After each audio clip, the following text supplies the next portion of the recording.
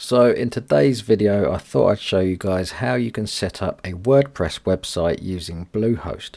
Now, the reason I'm using Bluehost is because they are the best hosting solution when it comes to WordPress. In fact, WordPress themselves recommend using them. Not only are their prices extremely low, but they make installing and using WordPress a very simple process indeed. Now, although these prices are already very competitive, there is a link down in the description below, and this will take you to the latest deals or discounts that they have on offer. Now, there's 4 different package options here, and depending on which one you go for will depend on the amount of features that you have. For example, with the basic package you only get one website, but with the plus package you can have unlimited. But one thing that's worth noting, and the main reason why I switched over to Bluehost, is because that every one of these packages, including the basic, comes with a free SSL certificate. What this means is that at the top of your website, rather than saying HTTP, it will actually say HTTPS, and that is the standard these days. If you don't have that S there, which stands for secure, then your website visitors will get a message saying that your website is not secure, and 9 times out of 10 they will leave the site. With most hosting companies, you have to pay for an SSL certificate, and this is around $80 per year.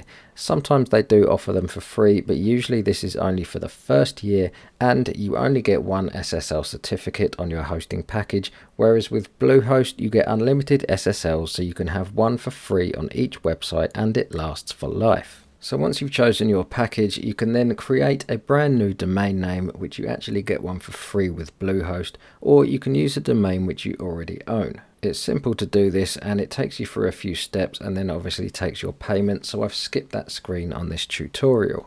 Now once you're into the main screen, you can see it's a very simple layout and easy to navigate, and because they're so well integrated with WordPress, they have the big button in the middle, which makes it very easy to get going with setting up your site. With some hosting companies, you have to manually install WordPress as an application, but here everything is done for you.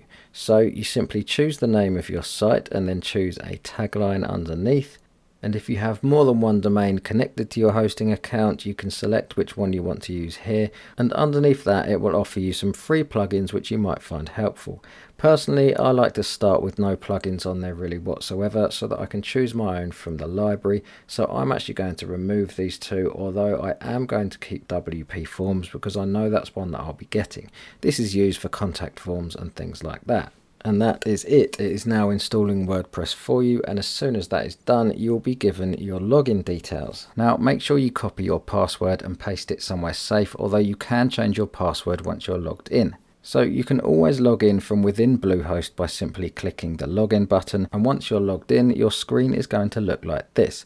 However, you can also log in from anywhere without visiting Bluehost first, simply by typing in your website name and then putting /wp/admin.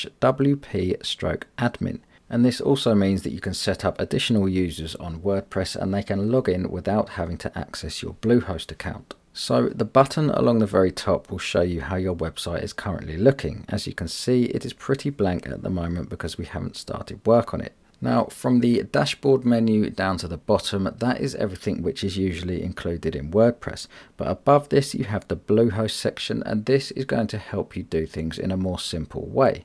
So let's go ahead and click on the Get Started button. This is going to let you choose what you want your homepage to be like. Now, blog post is if you want a homepage that's sort of like a newspaper type website or a magazine type website, where you want all of your latest and most recent and popular posts on your main homepage. A static page is more like a classic website, so that you can choose what's on your homepage, such as different widgets, different plugins, and choose what content you have displayed. So we're going to go for this option. We're going to select to create a new page, and we're just going to label it as home. So although we haven't designed it quite yet, we now have a homepage to our website. So next up we need to add a blog post. Now they're labeled as blog posts, but really these can be seen as articles. I mean, you can pretty much put any type of content in here that you like. It's very simple. It's all done in blocks, so you can type some text in and then select a new block and say, for example, we want an image. We can then select an image, upload it, and as simple as that, we now have some text and an image on our first post. Now Now obviously the font and the layout and things like that are fully customizable, but for now we'll just leave it as this. Once you're done, you simply come up and you hit publish. It will ask you to double check and then you hit publish again, and that is it. We now have our first blog post as well as our homepage we've already created.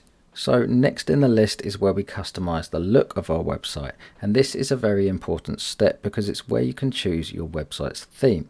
Now as standard, there are 3 themes already included and these are already installed, so you can select any one at any time. However, if you want to search through the entire WordPress theme library, you can do that as well.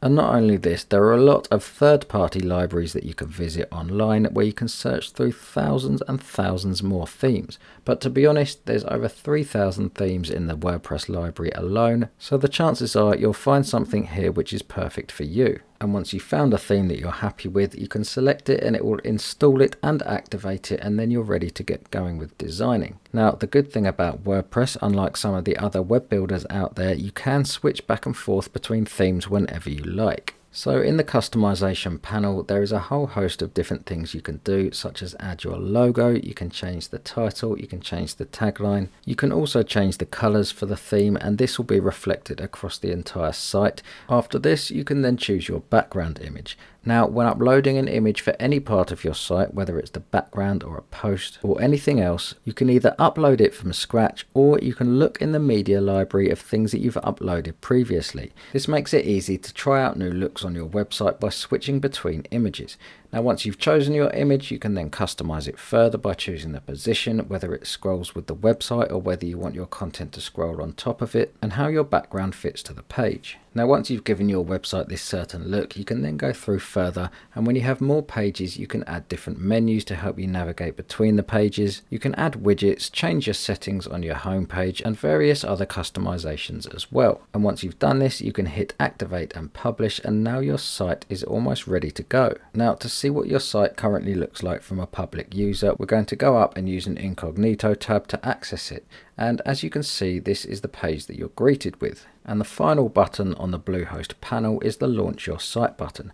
Once you click this, this will remove that initial landing page and it will take people directly to your homepage of the website. But before you do this, obviously you need some actual content on your site. Now I can't help you with what sort of content to put on the site because obviously that's down to you. But the way that you're going to do this is by accessing the Pages menu or the Post menu on the left, and then once you find your page, you can simply hit the Edit button and start adding in individual content to your pages or posts. Now I'm sure you're not going to want just text and images. There may be other things you want as well, such as maps or contact forms, and the way that you're going to get these is by using the plugin